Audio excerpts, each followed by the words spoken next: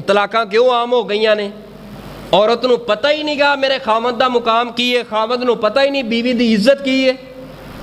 एक एक चाह दे कप तो मेरे को ऐसे ऐसे मसाइल इस वक्त तक ऐसे मसाइल जड़े मेरे को इस टाइम व्हाट्सअप के अंदर मैसेज मौजूद ने, जेड़े मियाँ बीवी के दरम्यान तलाका हुई ने। वजह पूछी जाए, एक चाह के कप की लेट होने की वजह, कपड़े इस्त्री करन दी वजह, जुत्ती पालिश करन दी वजह, इस वजह तो तलाका हुई ने।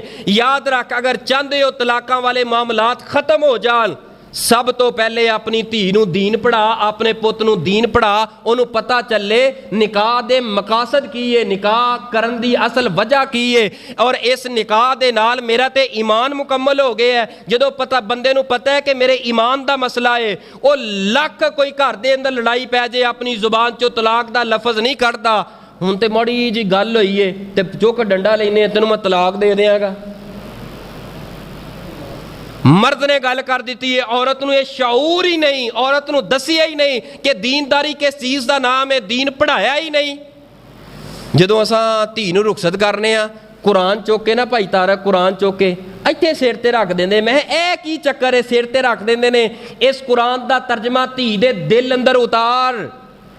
सिर ते रखन वास्ते कुरान नहीं आया, कसमां ते सफाइयां देन वास्ते कुरान नहीं आया।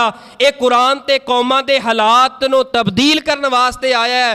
उस वक्त तक साडी हालत तब्दील नहीं होएगी, उस वक्त तक साडे घरां चों लड़ाइयां नहीं मुक्कन गियां, जिस वक्त तक इस कुरान नूं पढ़ के तर्जमे तफसीर नाल असां इहदे अंदर अमली जिंदगी, अपने अमली जिंदगी अंदर इस कुरान नूं नहीं नाफज करांगे, उस वक्त तक रहमत नहीं आएगी, बरकत नहीं आएगी, इख्तलाफात नहीं खत्म होणगे, झगड़े ते लड़ाइयां खत्म नहीं होणगियां।